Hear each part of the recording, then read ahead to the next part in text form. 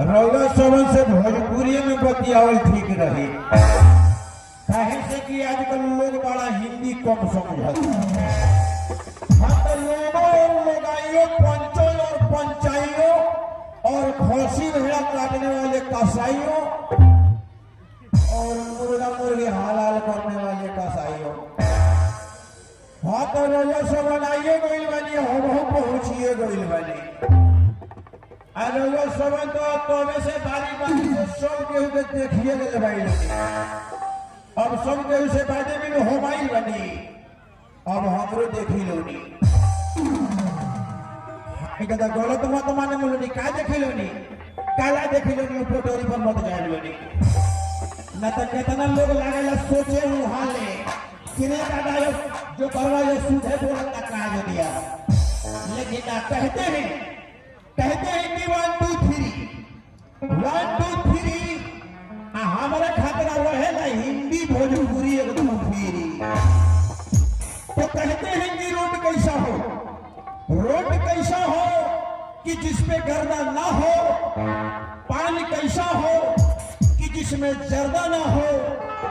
औरत कैसी हो कि जिसके बदन पे पर्दा ना हो, और मर्द कैसा हो कि जिसके ऊपर कर्जा ना हो। कहते हैं भाई साहब कि जग कैसा हो, जग कैसा हो कि जिसमें आलू ना हो, जुआ कैसा हो कि जिसमें गालू ना हो, और जंगल कैसा हो कि जिसमें भालू ना हो। कहते हैं दोस्तों कि आटा कैसा हो, आटा कैसा हो कि जिसमें चोकर ना हो, मालिक कैसा हो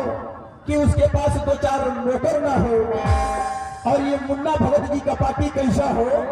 कि मुख्तार अंसारी जोकर ना हो। लेकिन क्या बताई, भवनियों के 2 भाई बानी जा, भवनियों के 2 भाई बानी जा, लेकिन हमारा भैया के आंख से लौकेला,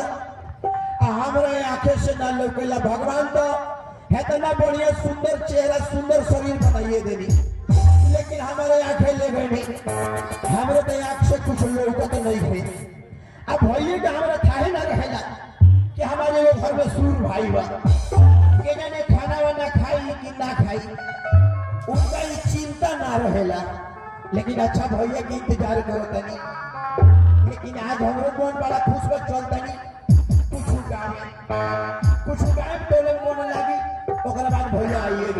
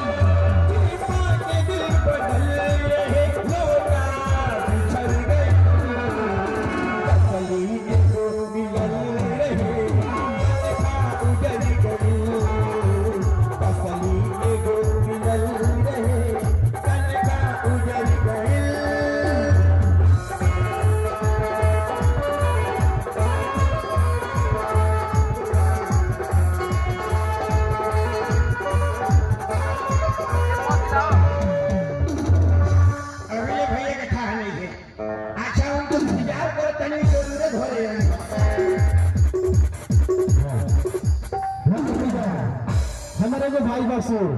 जहाँ जनी ओकरा के लेके जाने,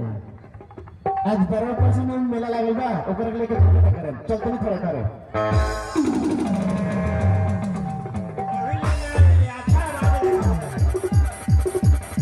ए भैया ए कहां वाला हो? अरे ससुरा तोर सामने खड़े बनी, सामने सामने। हां ए मारे हमरा लोग नहीं के सामने कहां वाला हो? अरे अरे घूम अगले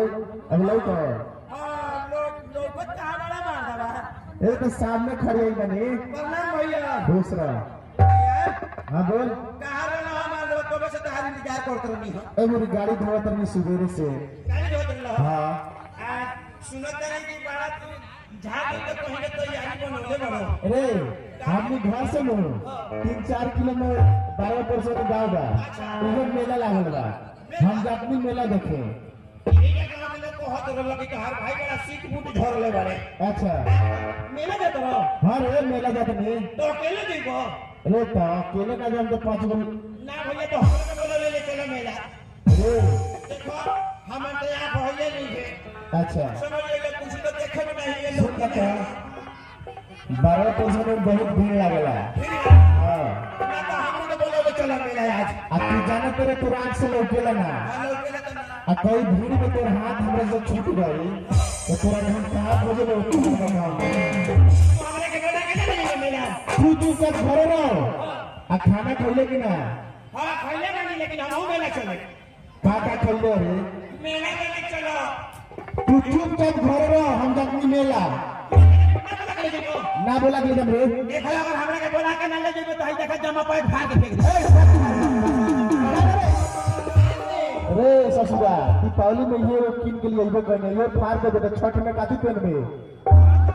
हमरा के मेला ले चलो बोला के अच्छा ना मन बे तो फाड़ के फेंक दे रे मत फाड़ सुन ना हम जोन कहन तोन करबे न हां जोन को अब तोने कर रहो अच्छा हां तो जहां बैठे हम तहां बैठे के पड़ी जहां को अब तो है बैठे हो चल बे हां हमरा के चल तो ए मतलब एक से तो कुछ लोग भी ना लेकिन लोग के आवाज सुने तो हमरो मन रह जाई अच्छा महसूस करबे हां महसूस चल